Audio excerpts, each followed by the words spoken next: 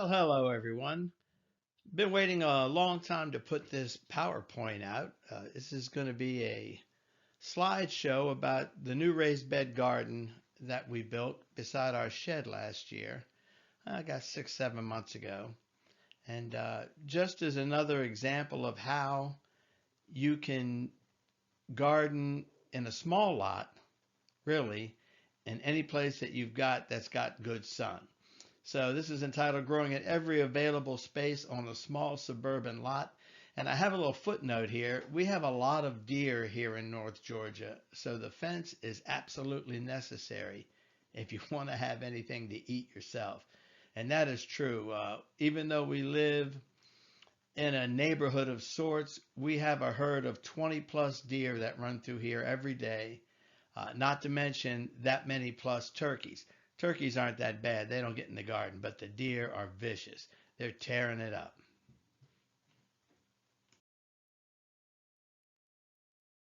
This is a photo of the shed, and you can see, let me put my little pointer on here. This section right here, what I used to have here was the outside run for the chicken coop. You can still see the door, and we will be doing quail again. I don't know that we'll be doing chickens simply because I would want chickens to have free run, and we have cats and everything loose in the neighborhood, and if I had chickens out, I'm afraid that I'd lose most of them. Plus, we've got a bunch of hawks. So anyway, this was previously a chicken run.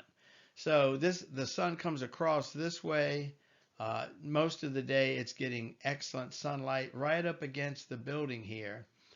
It gets reduced light, but not so bad that you can't grow anything there. That's going to be a great spot to put things like kale, spinach, other things that don't require direct sun all day long. So this is how we got started.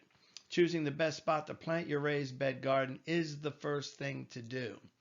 And I wrote in here, this is best done after viewing the movement of the sun through all 4 seasons. Now, you're probably not willing to wait that long, but I write that because you want to see where the sun is, particularly in the winter. If you plan on growing anything in the winter, I have a greenhouse, and there's some videos on the site about that as well. But where does the sun come? Are there trees that block it? We actually spent $2,000 to have a huge oak tree removed because it was blocking sun from like 11 till 2. It was so big. So know where the sun moves through all 4 seasons, and you can guess. It doesn't. You don't have to be a genius, but know where the sun is before you do anything. Okay, the next thing you want to do is define the size of the garden. Okay, take some basic measurements and know where your building is going to be. You can see from here to here, across, and back to here. This was the garden. It ended up being approximately 16 feet long and about 8 foot wide. Now I had the ladder out because I'm short. And these are metal fence posts, and I was using a regular driver. And it turns out I was able to reach up high enough to drive them in, but I had the ladder out just in case. So over here on the shed, I've nailed two 2x4 treated. This is where the wire will end. I needed a good place to nail that to. I didn't want to nail the wire to the OSB on the shed. So this is the next stage of the layout. How big is it going to be? Mark the corners, and then you can move forward. All right, so once you've got your corners marked, the next thing you want to do is, you see the string, it's hard to see, but there's a string right there from fence post to fence post. And that gave me the straight line I needed when I dug my holes for the gate. This is where the face of the 4x4s would go. The wheelbarrow is laying here on its side. I used it, you can see my truck up here, to haul the 80-pound bags of concrete mix down. I'm 66, almost 67, bad shoulder. I try not to tote those bags if I don't have to. I still can, but I try not to do it. As I say, I feel fine mentally, but my body doesn't realize it's still supposed to be 40. It's not cooperating. So anyway, you go ahead, put the line across, take the measurement. Now, before you get this, and I didn't even make notes for myself, But before you put these posts in, what you want to do is know everything that's going to go between them. I had a 2.5 inch steel post that was going to go on this side that the gate hardware attached to. And then I was going to have another post over here, metal post or piece of metal where the latch went. Now, I didn't account for that when I built this. So what I ended up doing was notching out this side to put the post in because I didn't allow enough space. On the new garden, which will be up in future videos here before long, I made enough space so that I accounted for the extra pole on the outside so I didn't have to dig in and notch it out. So that's what you want to know. How wide is your gate with the hardware, with the poles, and make sure you've got that distance. Okay, here we are with the nice gate up. Now this gate is not cheap. In the old days, before lumber got ridiculously expensive, you could probably build the gate cheaper. But what I like about this gate is it's probably going to outlast me. Okay, it's approximately 4 foot by 6 foot. Operates very easily. It doesn't warp. It's not going to warp. You see, I've got the 4x4s. You can see here how I had to notch that little piece of post in. But on this side, I mounted it off the 4x4 with some cut up pieces of wood. Now I did this differently. You learn each time. On the next job, I simply attached this post up against the 4x4 and was able to drill straight in. No, I wasn't either. I take that back. I did use these offsets on the other one too. I told you I was over 66. So here we have it. The gate's up and the fence posts are up. Now I had these fence posts left over from a previous garden that up the hill, which may get utilized again, and we'll fence it in and gate it also. But these are 6 foot metal fence posts. Drive them in with one of those red hammer down things. They go in super simple. They don't have to be exact. All you're doing is keeping the deer out. Nothing different happened in this video, this slide, simply showing you what it looks like from our back deck. Okay, now the fence is up and it's hard to see because it's just 5 foot field fence, wire fence. But it's done a great job. I had it laying around already, again, from the previous garden. So when we took all that down, I had the post, I had the fence. All I really had to invest in was the gate, a little bit of lumber for this and the beds, which you'll see soon. And so half of it was paid for. Now, what you're going to hear some people say is, well, deer can jump 5 feet. As though this fence wasn't going to deter them from getting in. And deer can jump 5 feet. They could jump more than that with a run. And one actually did, we think. Well, I know there was a deer in there. I saw his hoof prints. One night we were sitting in the living room, which is right, if I could show you, it's probably 50 feet from here. And it sounded like something hit the house. It was such a loud kerflump. And I walked out back. It was dark. I couldn't see anything. Well, the next morning I get up and I'm going out to the garden to look because it was planted at that time. And I can see deer hoof prints in the raised beds. So I knew a deer got in it. What had happened was the deer jumped to get in and then jumped, and the kerplump was probably him off this side going down the hill. He hasn't been back, and neither has any other deer. There's only 8 feet between here. If a deer knows that they don't have much space and there's stuff inside, because now there's raised beds in there, they're not going to jump in there. Now, last year I did have some squash. After I planted, I put a fall garden in. Not squash, but cucumbers grew. And everything that grew outside the fence, the deer ate, which was fine with me. I had plenty on the inside. But just so you know, 5 foot fence will work. What I could do if it was necessary, if this was a wider garden, I could just cut another 2 foot section of this fence, attach it to here so it stood up higher. But that hasn't been necessary, and this is working just fine.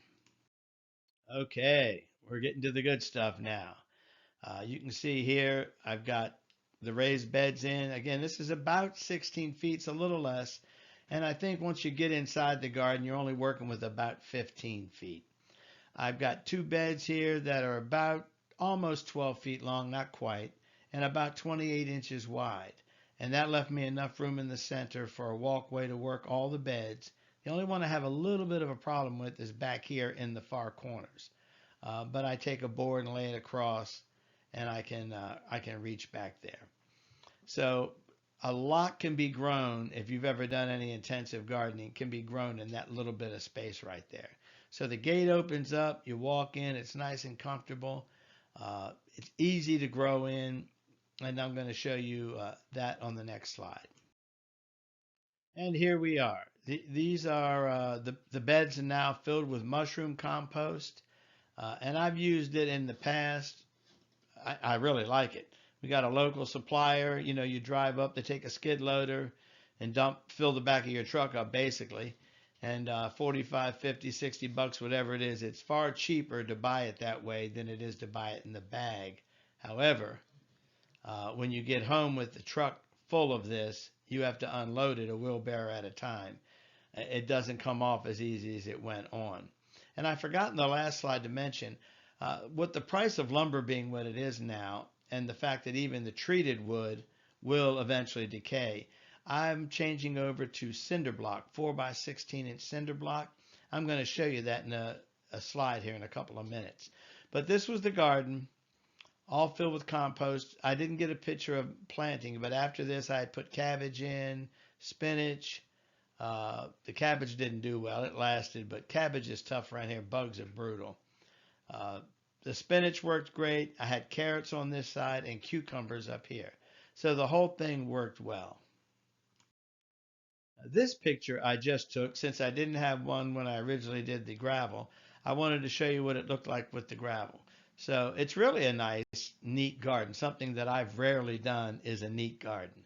Okay, but this one's neat, and it's ready for planting. I've already got some kale back here. I took this out of my greenhouse because they were a little weak looking. I had started them too early. They got too much light and got a little thin, but they're doing well. We had a freeze last night. They survived.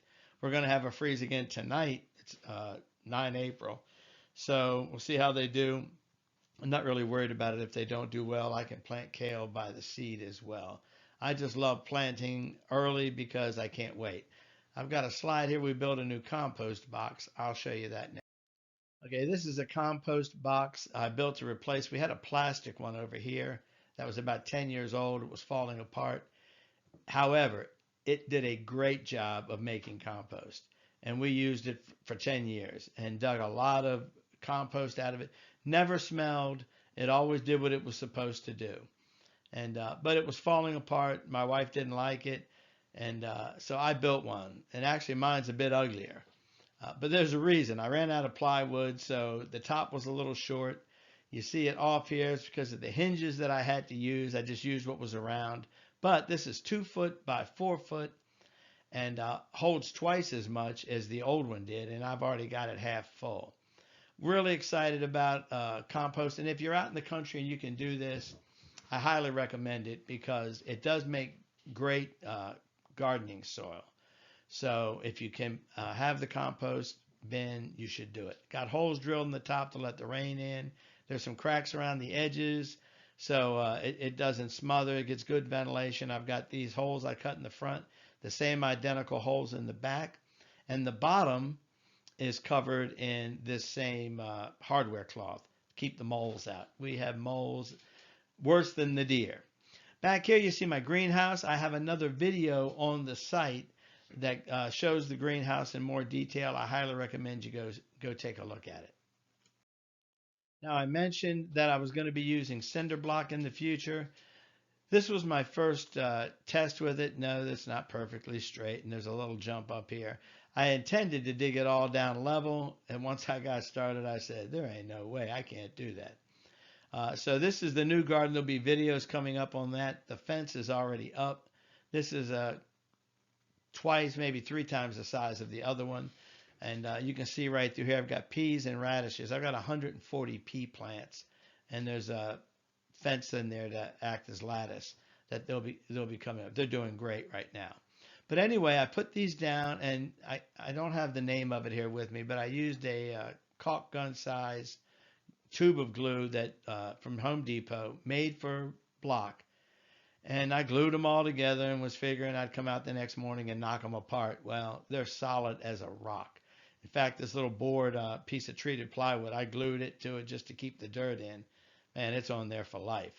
So this is my new go-to for raised beds, and I'll be doing a video on the raised beds when we go to filling up this next section. We just got it started. I built this first bed. It's not raised. It will be before it's over.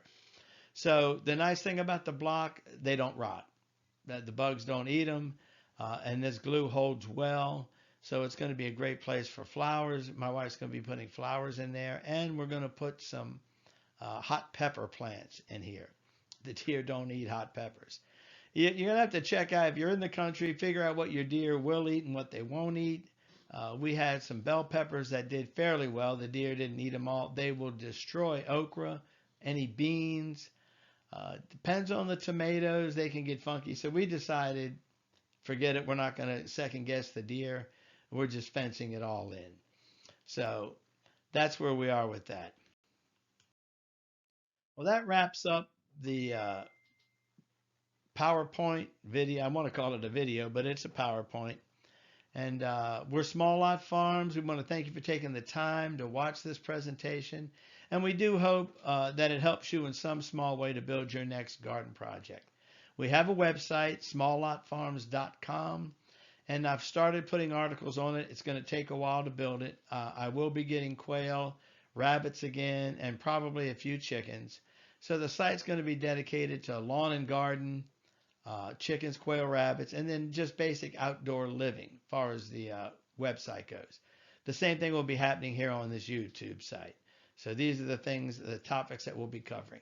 I want to thank you again for watching it, and let your friends know about it. Thanks a lot.